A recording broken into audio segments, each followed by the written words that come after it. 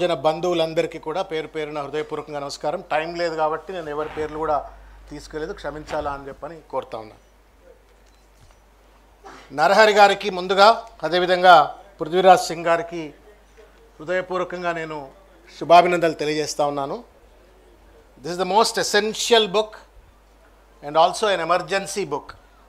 ఒక పక్కన దేశవ్యాప్తంగా తెలంగాణలో కూడా బహుజన వాదం బలపడుతూ బహుజనుల ఉద్యమం ముందుకొస్తున్నటువంటి ఒక తరుణంలో సిద్ధాంతపరమైనటువంటి ఒక దార్శనికత ఇవ్వడం కోసం కావచ్చు, లేకపోతే సమాజంలో బీసీల పట్ల ఉన్నటువంటి ఒక అసమానతలను ఎత్తి చూపేందుకోసం కావచ్చు రాసినటువంటి ఒక అద్భుతమైన పుస్తకం. చూడటానికి చిన్నగా ఉంది, బుల్లెట్ లెక్క, కానీ తప్పనిసరిగా ఇది ఒక విస్ఫోటనం తప్పనిసరిగా సమాజంలో కలగజేస్తుందని చెప్పని నేను భావిస్తూ ఉన్నాను.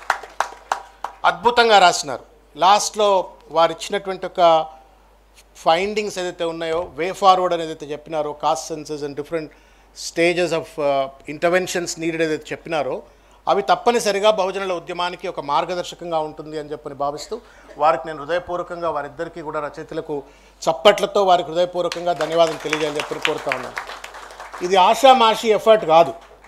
చాలామంది పెద్దలు రిటైర్డ్ అయిన వాళ్ళు ఎవరైనా ఉంటే ఏమో అనుకోకరి, it's not about taking a dig. సర్వీస్లో ఉన్నప్పుడు బహుజనుల గురించి కావచ్చు, దళితవాదం గురించి మాట్లాడంటే చాలామందికి భయం అవుతుంది. ఏమంటారో, పైన వాళ్ళు ఏమంటారో, లేకపోతే ఆఫీసర్లు ఏమంటారో, లేదా రాజకీయ బాసులు ఏమంటారో అని చెప్పని ఎవరు మాట్లాడరు. కానీ దమ్ము ధైర్యం ఉన్నటువంటి ఒక వ్యక్తి నరహరి గారు, బాగా దమ్ము ధైర్యం ఉన్నటువంటి వ్యక్తి. నాకు ఈ పుస్తకంతో పరిచయం కాదు, అంతకుముందు కూడా వారి పోస్టింగ్లు, వారి రాతలు చూసి చాలా ఇన్స్పైర్ అయ్యేవాడిని. ఐఏఎస్ ఆఫీసర్ ఏంది గింత బోల్డ్గా రాస్తాడు అని చెప్పని నేనే ఒకసారి నెంబర్ తీసుకొని ఫోన్ చేసి మరీ మాట్లాడినా కొన్ని ఏళ్ల కింద. Then I sought information and inspiration from him. I really thank you sir, మీరు మాకు మార్గదర్శనం చేస్తున్నందుకు మీ హృదయపూర్వకంగా ధన్యవాదం. అయితే 2-3 విషయాలు నేను మీ ముందుకు పంచుకునేటువంటి ఒక ప్రయత్నం చేస్తాను. ఇవాళ ఈ పుస్తకంలోనే పొందుపరిచినట్టు ఒక విధంగా అసలు బీసీలు ఎందుకు వెనకబడుతూనే ఉన్నారు, ఏ కారణం చేత బహుజనులు ఇవాళకి సమాజంలో ఒక అంటరానితనాన్ని, పొలిటికల్ అన్టచబుల్స్ కావచ్చు, ఎకనామికల్లీ సప్రెస్డ్ కావచ్చు, సోషల్లీ డిప్రైవ్డ్ కావచ్చు, ఏ కారణం చేత బీసీలు ఇవాళ అన్యాయానికి గురవుతున్నారు అంటే ఎక్కడో ఒక దగ్గర మనకు రాజ్యాంగంలోనే సరి అయినటువంటి ఒక వాటా లభించలేదేమో అని చెప్పి నాకు అనిపిస్తుంటుంది. కాబట్టి ఇవాళ మన పోరంతా కూడా రాజ్యాంగ సవరణ దిశగా, అదేవిధంగా రాజ్యాంగాన్ని సవరించాలంటే అవసరమైనటువంటి ఒక చట్టసభల్లో ప్రాతినిధ్యం దిశగా మనం పోరాటం చేయవలసిన అవసరం ఉంది అని చెప్పని నేను భావిస్తూ ఉన్నాను. అనేక సందర్భాల్లో మన పెద్దలు, ఉద్యమకారులు, చాలామంది వేదిక పైన ఉన్నటువంటి వాళ్ళు, we were all confined for small goals and small ambitions.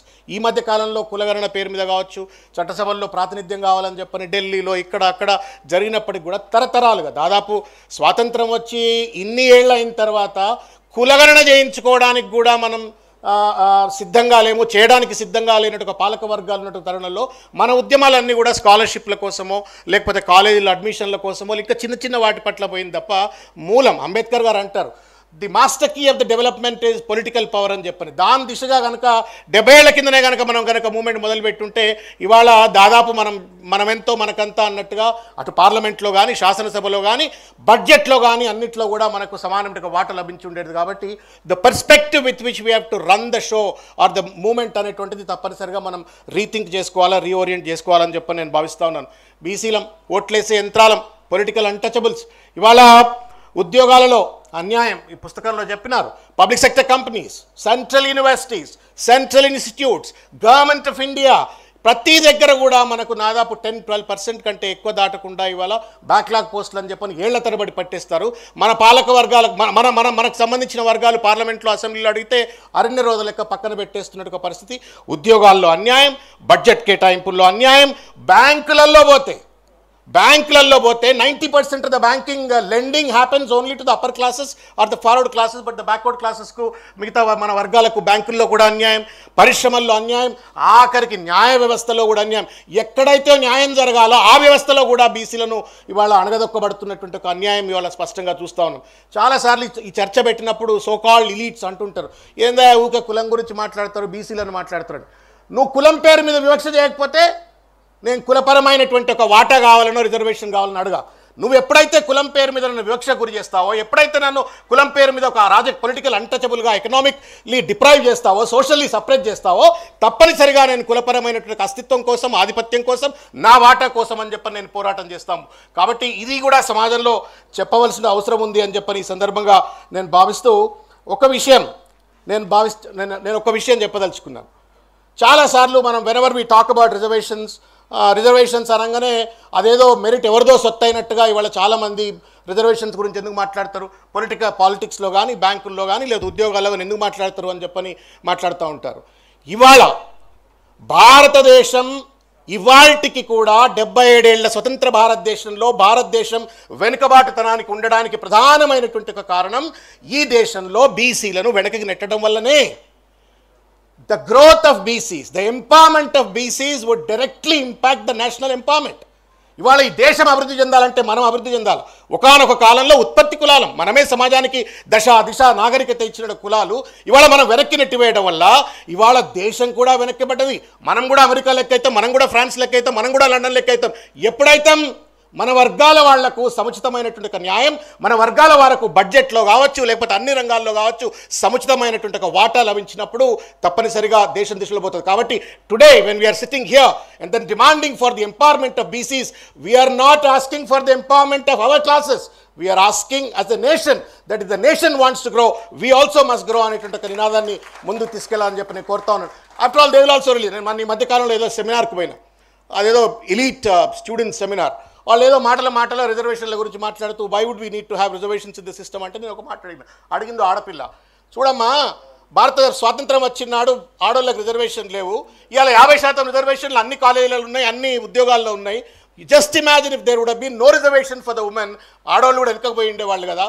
అదేవిధంగా ఇవాళకి కూడా 60-70% ఉన్నటువంటి ఒక బహుజనులకు ఇవాళకి రిజర్వేషన్లు ఇవ్వకపోవడంతో, సముచితమైన వాటా లభించకపోవడంతో ఇవాళ మనం దేశం వెనుకబడతా ఉంది. కాబట్టి దయచేసి నేషనల్ పర్స్పెక్టివ్లో చూడండి, ఒక కులపరమైన ఒక పర్స్పెక్టివ్లో చూడొద్దు అనే ఒక మెసేజ్ను తీసుకెళ్లే ఒక ప్రయత్నం చేసినాను.